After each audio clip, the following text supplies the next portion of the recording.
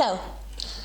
A year has passed and I decided to add a little bit more about the English landscape artists. You have the images in last year's presentation, but I thought it's such an interesting subject and it really could bear a bit more stories about the painters I showed, whose works I showed you. So a little bit more about British landscape painting. This is the subject that we will return to time and time again, especially next week. I think we'll have the whole class devoted to the greatest landscape artists in British art, basically, namely Turner and Constable. So today's class, or the part about the romantic landscape, can be seen as a kind of lineup to Constable and Turner. So the artists that inspired them and led also the viewing public towards the appreciation of these two great artists from the first half of the 19th century, who mostly specialized in landscape art. So as you already know, hopefully, from our discussion of the 17th century and early 18th century, before the 18th century, nobody really bothered with painting landscapes. You might have them in the background of portraiture. And if you remember some of the work by foreign artists like Rubens, with this image of St. George with the face of King Charles I, there is a landscape in the background, and you could even identify it as some sort of idealized English landscape. Van Dyck uses a lot of landscapes in the background, and these are English landscapes. If you watch the documentary about art collections, you'll know already that there was a growing appreciation of foreign landscape artists in the 18th century. People like Canaletto, people like Claude Lorraine, whose imaginary landscapes became quite fashionable. In the 18th century, of course, we have the Grand Tour, and lots of wealthy people traveling to continental Europe and encountering the landscape art. But generally in Britain it continues to be a secondary art. So we have Stubbs painting the residences and horses of the aristocracy. We have Gainsborough, who you may recall, of course, painting a lot of landscape as the background for his portraits. Sometimes, as in the case of Mr. and Mrs. Andrews, the background at least partially takes prominence and can be seen as an equally important aspect of the painting as the human figures. But otherwise we do not really have landscape artists as such. Another inspiration we do not really have a lot of time to discuss is the gardens, 18th century English gardens, so the new fashions in gardening in which nature is not so evidently subdued. So the concept not really of man's dominion over nature, but rather coexistence and inspiration and peace taken from nature. So those more naturalistic English gardens of the 18th century are an interesting inspiration here. But as you can see in this week's presentation, it's really in the Romantic period that we start having landscape artists as such. And the first one you may want to go back to the illustrations, or perhaps Google these names. Just see the Wikipedia pages for these artists to see more examples. The first one I mentioned is probably Richard Wilson. He is a Welsh landscape painter. He's sometimes credited as the pioneer of British landscape art for its own sake. If you remember, in the 18th century, after the Royal Academy of Arts was established, landscape art was not given very high prominence. This was considered secondary to figurative painting, to historical painting, mythological painting, or all these paintings that had some sort of story to tell. The landscape as such was not considered to have enough story to tell, really. But we start having artists such as Richard Wilson, who specialized in landscape. In the early years of his career, he actually went to Italy to study painting there, and this is where he probably learned to appreciate landscape. Then he returned to Britain, and the paintings that you saw in the presentation basically show images of Wales, images of his own region, of his own land. So the castles and mountains and lakes of Wales, which become popular as a source of inspiration during the period of the military conflict with France, when it was more difficult to go on grand tour. So here we have this man credited to be one of the pioneers. The next one, and this is the man that we will encounter again when we talk about the Industrial Revolution as the source of inspiration for artists, is this Mr. Leatherbags, Philip James de Loutherbourg.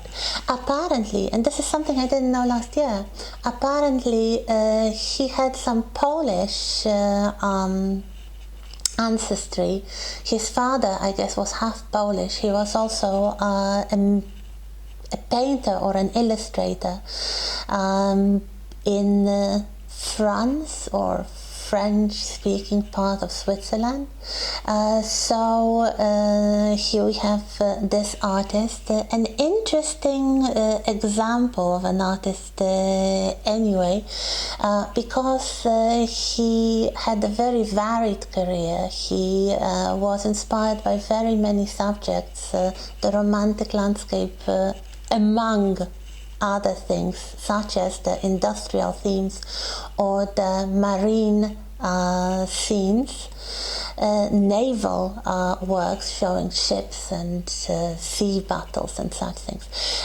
He also had a very good career as a set designer for theaters, and one of his other passions was the occult and the kind of spiritual inspirations that probably are visible in this Gothic mode of some of his paintings.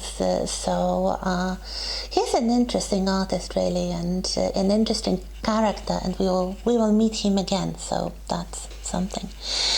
Next one, Thomas Girton. Thomas Girton is very often remembered for two things. One is that he was one of the pioneers and early masters of the art of watercolor painting. So he was basically a watercolorist. And another thing is that he died young. He died, I think, in his late 20s, so he was really young, and this early death cut short a very promising career, especially that he was a friend and you might even say The cats, yes, they are still here. A friend and sometimes a rival of sorts of Turner, Joseph Mallord William Turner. And if we talk about Girton, much of his career, much of the places he visited are in the north of England and southern Scotland as well. So the areas such as Lindisfarne in Northumbria, the fields of Northumbria generally, Jedburgh Abbey in southern Scotland. So he travelled in the north of England and also in Scotland. Sometimes the same places that Turner visited as well. And there is this story that Turner was very distressed by his death. They, as I said, were friends, and apparently he said in later life something like this: had Tom Girton lived, I should have starved. So possibly he even admitted that Thomas Girton was more talented of the two. Well, we will never know, but anyway, especially in the art of the watercolor, he is a really good and a really influential artist, someone who will inspire generations of other artists later on. So that's another man perhaps to remember. Then we have two artists, two of more actually. I will give you some links on Moodle regarding the artists from the Norwich School of Painters. The Norwich School, Norwich in Norfolk, the historical area of East Anglia in eastern part of England, so Norfolk and Suffolk, if you remember, and of course Suffolk will be very important. Thomas Gainsborough was born there, and John Constable, as you will see soon enough, is probably the most famous artist son of Suffolk. But Norfolk, and especially the city of Norwich, became very artistic place in the late years of the 18th century and the early years of the 19th century, and this is something that you can hopefully observe by now, this patriotic element of painting, and especially the connection of landscape painting with Britishness, with patriotism, and we have local talent. We have people who are born somewhere outside London, outside, let's say, big cities. They might study in London for a while. They might move to London after they establish a successful career. But some of them, like John Crome, one of the major artists and the founding members of the Norwich School of Painters, would just stay where they liked. So John Crome was born in Norwich, and he lived in Norwich all his life, and this is something which is quite interesting and something new. Local people painting their little motherland, really, the places they knew, the places they grew up. As far as Crome goes, he worked both in watercolors and oils. He was quite a prolific artist. He made also engravings, so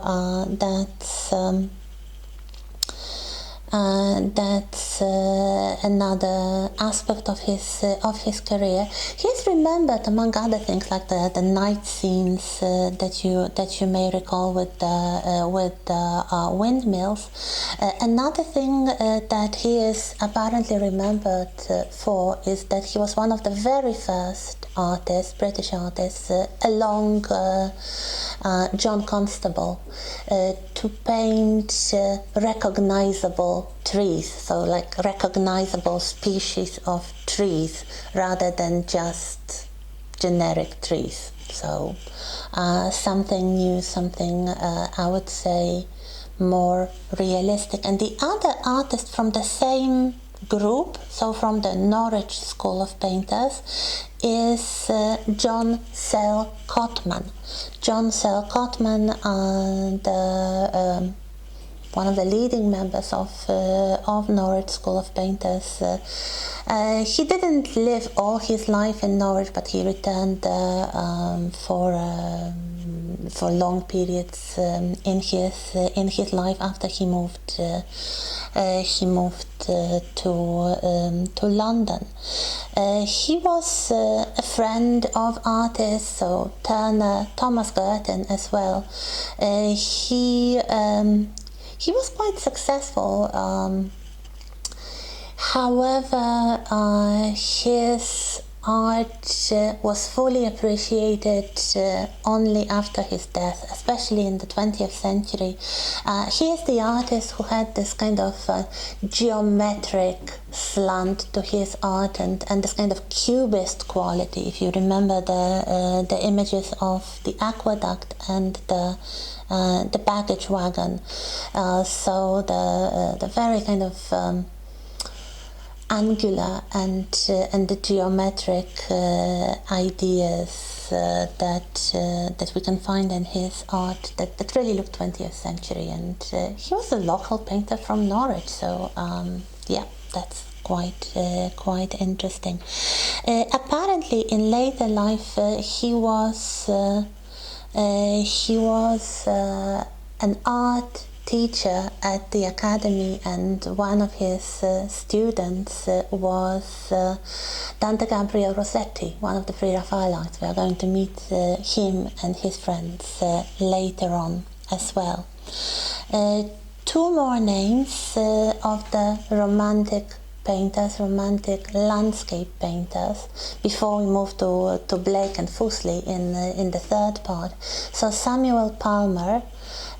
So we have this early 19th century British landscape painter.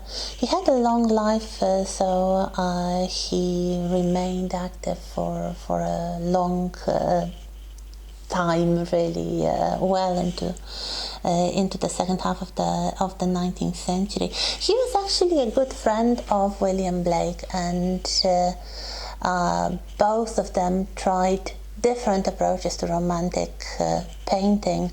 Of course, Palmer is almost exclusively a landscape painter, whereas Blake, as you will see in a moment, was more about fantasy, literature, myth, and this kind of very, I would say, individualized, sometimes dark and gothic visions of reality. For Palmer, it's the landscapes, very often nighttime landscapes with the moonlight scenes and unusual lighting conditions. So this is something that he is quite remembered for. The last one from the set that you could see examples in the previous part is Thomas Creswick. Again, he was born in the early 19th century, and he had quite a good career. Watson. as a landscape painter and illustrator. He was also, I would say, a local man from middle class background. He was born in Sheffield. He was one of the members of another group of landscape painters, this time the Birmingham School of Landscape Painters. Probably he was the most successful of them. So this is just to show you that when at last British painters such as Gainsborough and Stubbs start taking interest in the British landscape, it never stops. So it will continue in the 18th century, in the 19th century. Probably this is the golden age, the first half of the 19th century. It's the golden age, but it never stops really. If we think of the later period, if we think of the Victorian period with the Pre-Raphaelites, they are not normally associated with landscape, but you will see that for some of them, like William Holman Hunt and especially later in life John Everett Miller, landscape art is one of the important aspects of their painting.